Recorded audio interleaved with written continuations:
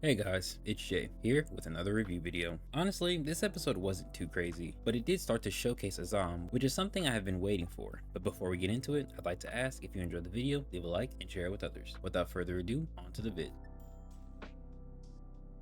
The episode begins with the monsters facing down our heroes. The blue one dashes toward them. He then swings his sword at Azam, who blocks it with the chain of his weapon, though this sends him to the side. It then reels its sword back and then brings it down. The Yukiko perfectly blocks the strike attempt. Azam says damn you, but then notices something, as an arrow is then seen flying towards him, and as he moves back, two holes are seen in the ice. We then see the two monsters that fired the arrows. Yukiko then grips her sword and swings it at the three-headed monster, with ice flying out from her swing. She then swings it again in the opposite direction, with the ice piercing the monster. Hisame's visage is then shown behind Yukiko, whose display seems to impress Ephialtes, as he says wow. Yukiko then tells Azam to go, as she can handle the monster in front of her. Azam then tells her to protect herself at all costs, as they will make it out of there together. He then lands on the rubble of a building and activates the Kidding 5-point palm technique. This sends a beam of chi directly into the large beast monster, and even affects the two twin riders. He then leaps from where he was, heading straight for the beast, who brings his arms down, seemingly crushing Azam. Though Azam uses his weapon to slash at its fingers, he then tries to cut at it some more, but the metal plating on its arm protects it. The twin monsters then shoot arrows at him, though these don't hit as he's already left where he was.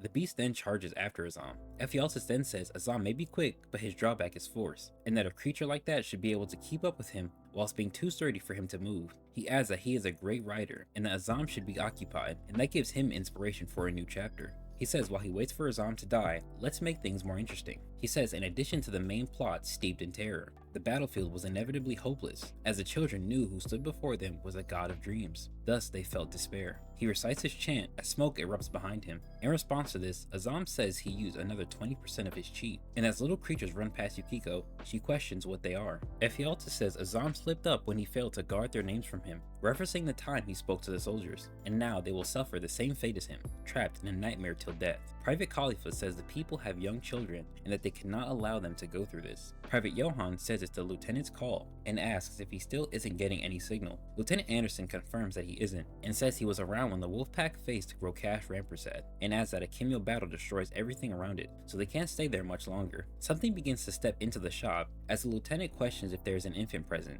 as he thought the three kids there were much older than that. One of the others responds that they are supposed to be, as they don't recall, but before the sentence is finished, Private Khalifa notices what's walking into the shop, which is a creature known as a nightmare, which sounds identical to an human infant crying. The lieutenant screams that Ephialtes is after them now, and to keep the nightmares outside, as he'll try to connect to a satellite directly. He seemingly does so successfully and requests for an immediate evac. Seeing this, Azam screams no, and Yukiko asks what she should do. Azam is then attacked by the beast, who reaches out to grab him, though he runs onto his arm, slashing with his weapon at the same time. And while the beast is still in the air, Azam runs under it and uses his 5-point palm technique to hit it in the sternum, seemingly leaving it completely paralyzed. As Yukiko clashes with her monster, it raises its arm to strike her, but Azam speeds on top of the monster, chaining his arm up in the process, and creating an opening for Yukiko to send ice through its chest, which she thanks him for. As Private Johan shoots, he says the nightmares are made of chi, and that their center of origin is their heads, adding that if they strike it, they're done, but if they miss, it will simply regenerate. Private Khalifa says there are too many, but Azam clears out the ones in the back. Ephialtes then says he's going to have to blot out Azam, as he's foreseeing that he'll be a problem. He says that what he wrote was tailor-made for him,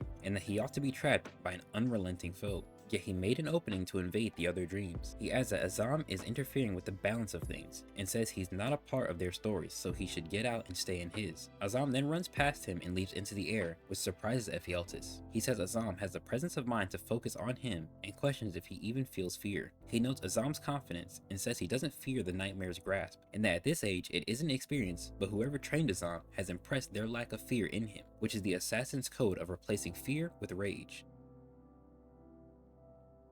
Now, onto the highlights. So the first thing we're going to look at is what is said about chi creations. Private Johan says the nightmare creatures Ephialtes sent their way are made of chi, and that their center of origin is their heads, and if you hit them there, they are done, but if you don't, they will regenerate. My question is, does this include all creations and sentient things made from chi, including the living source of your talent, or does it only apply to simpler creations of chi? Kong is a living talent, and so is Hisame, but would a strong enough blow to the head cause the doppelganger technique to dispel? And would that same thing even work on Hisame, since he is chi in spirit and potentially incorporeal? I'm inclined to believe this doesn't apply to all aspects of a talent, and really only certain manifestations or sentient related creations of a talent. Then again, this could also be case by case. As for example, if Yukiko made actual snow leopards with her ice, I wouldn't expect the head to be the weak point, but we'll really have to see how true this statement is as the season goes on. Next, let's take a quick look at Ephialtes. I think this episode kind of solidifies how his current abilities work. In episode 119, he said verbatim that he is the greatest cameo writer, but his stories gravitate towards horror. He then says he writes fears into existence. Though I can't be sure how true the fear aspect is, since none of the characters so far have reacted in a manner that says they are facing something they fear. But what I think happens instead is that Ephialtes is writing the fears, aka monsters, of his stories based on what he learns about them regarding their names, as opposed to what I mentioned in a previous review video about him innately being able to read their fears. I think this is proved by Ephialtes saying that Azam's weakness is force, and that the creature he made for him should be able to keep up with him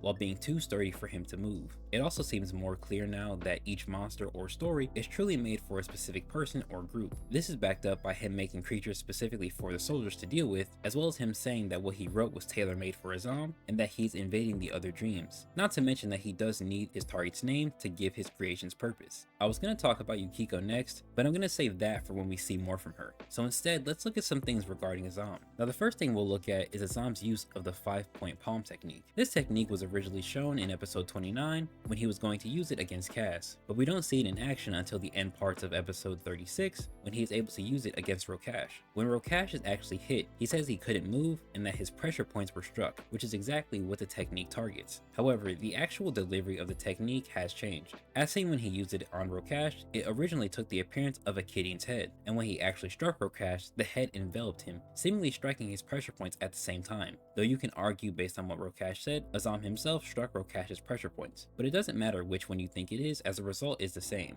Now in this episode, Azam seems to use the technique by shooting his chi directly into his opponent, still targeting the pressure points, though this time I feel like it's being done through his opponent's nervous system. I say it's the nervous system based on how the green lines are flowing throughout the body, and due to the larger beast being seemingly completely paralyzed the second time he is hit, and it would make sense for that to be the case due to the damage of the nervous system causing paralysis, which is a result of the communication pathways between the brain and the muscles being disrupted. The actual changing of the technique from what it used to be to how he uses it now increases its effectiveness by a huge margin. As seen with both times he used it in season 1, he had to be at a very close distance for a chance to land the technique, but now that he can use it at a more medium range, it almost guarantees it will hit his opponent more times than not, as he should be fast enough to create openings for it even at that longer distance. It also seems to be used specifically at a medium distance while he uses the blades of his weapon in short range. The next thing I want to look at is something that might go a bit unnoticed, and that is Azam's chi detection capabilities. Last season in episode 98, when Abijah was fighting the Child Gaki,